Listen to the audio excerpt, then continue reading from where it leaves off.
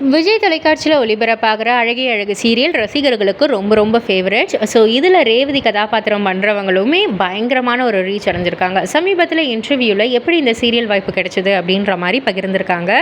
ஆக்சுவலாக அவங்க ஒரு சில படங்களில் வந்து நடிச்சிருக்காங்களாம். அதுக்கப்புறம் எப்படியாவது பிக் பாஸ்குள்ளே போகணும்னு சொல்லிட்டு பிக் பாஸ்க்கு தான் வந்து ட்ரை பண்ணிகிட்டு இருந்திருக்காங்க.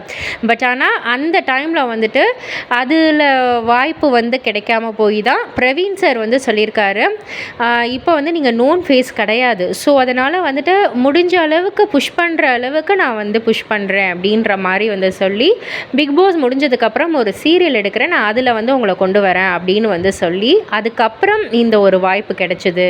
ஸோ இப்போ நான் இந்த சீரியலில் வந்து நடித்ததுக்கப்புறமா ஐயோ எனக்கு வந்து எதுலேயுமே போகவே விருப்பம் இல்லை, நான் இந்த அழகே அழகு சீரியல்லே இருந்தால் போதும் அப்படின்னு வந்து தோணுது. பிகாஸ் அந்த அளவுக்கு நான் இதில் வந்து ஸ்டிக் ஆகிட்டேன் அப்படின்ற மாதிரி சொல்லியிருக்காங்க.